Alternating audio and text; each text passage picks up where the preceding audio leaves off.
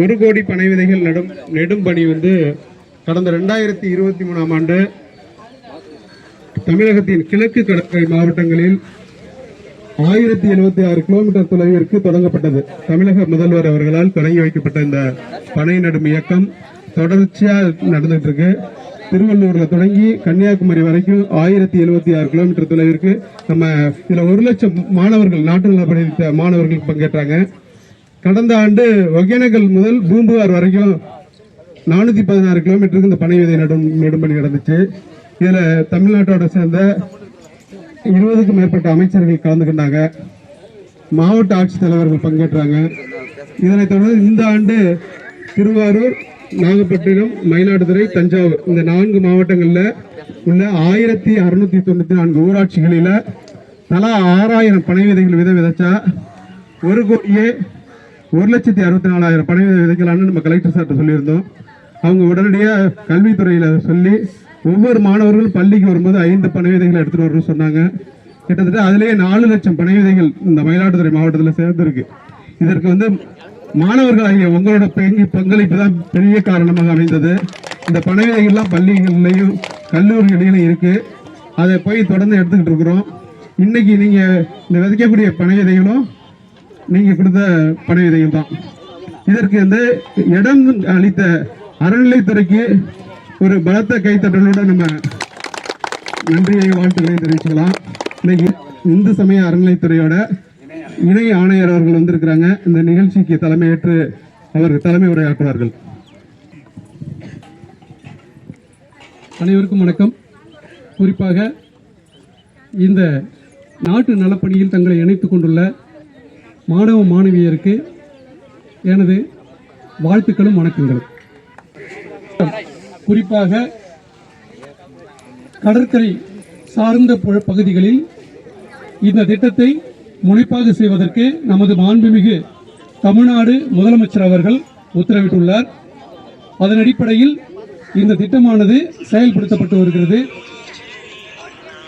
இந்த திட்டத்தினுடைய ஊக்கத்தின் காரணமாக இந்து சமய அறநிலைத்துறையும் இந்த நிதியாண்டு 2025-26 நிதியாண்டில் தனது அறிவிப்பில் 1,00,000 மரங்கள் ஒவ்வொரு இணை ஆணையர் மண்டலத்திற்கும் என்கிற ஒரு திட்டத்தை அறிவித்து அதில் குறிப்பாக பனை போன்ற மரங்களுக்கு முக்கியத்துவம் கொடுத்து நமது பாரம்பரிய மரங்கள், எக்ஸோட்டிக் ஸ்பீசிஸ் என்று சொல்லக்கூடிய வெளிநாட்டு மரங்கள் இல்லாமல் இண்டிஜினியஸ் ஸ்பீசிஸ், உள்நாட்டு மரங்களை நடுவதற்கான ஒரு திட்டத்தை அறிவித்து அதன்படி செயல்பட்டு வருகின்றது.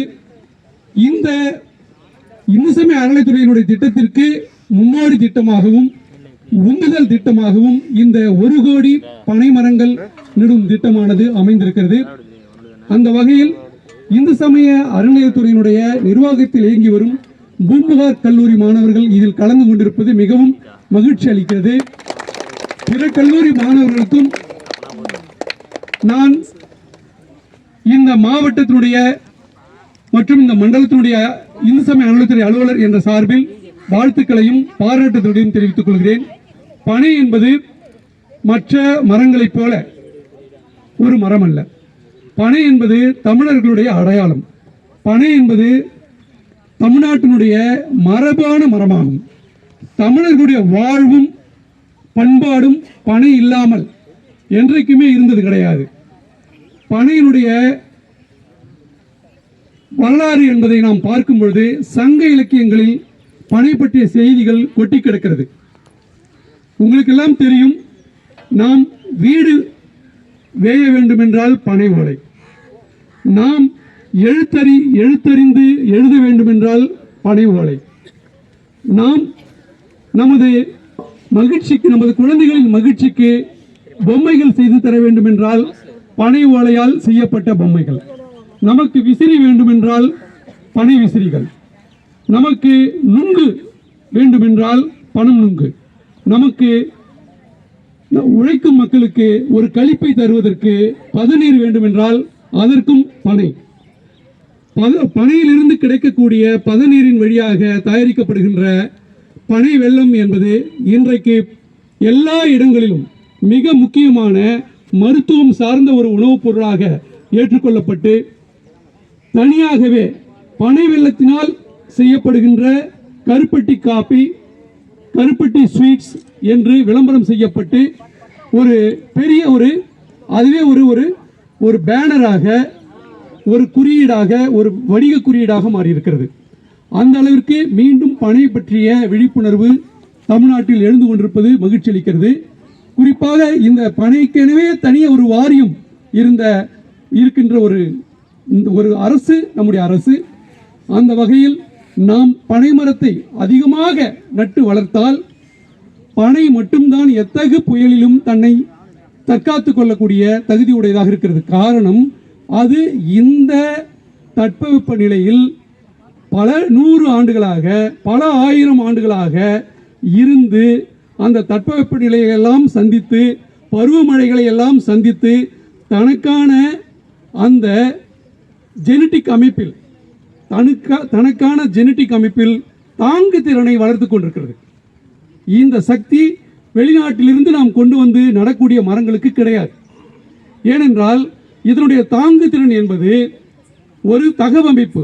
இந்த தகவமைப்புக்கானது ஒரு பல்லாயிரம் ஆண்டுகளாக இந்த பனையானது இந்த மண்ணில் உருவாக்கி கொண்டது. எனவே நாம் எப்படி இந்த மண்ணில் நமக்கான எதிர்ப்பு சக்தி, நமக்கான வாழும் திறன், நமக்கான பண்பாட்டை வளர்த்து கொண்டோமோ, அதே போல நம்மோடு சேர்ந்து தனக்கான எதிர்ப்பு திறன், தனக்கான ஒரு வாழ்முறை, தனக்கான ஒரு தற்காப்பு முறையை இந்த பனை வளர்த்து கொண்டு நம்மோடு பயணித்து நம்முடைய வாழ்க்கையின் எல்லா அம்சங்களிலும் நமக்கு உதவியாக இருந்து கொண்டிருக்கிறது, நம்மை காப்பாற்றி வருகிறது.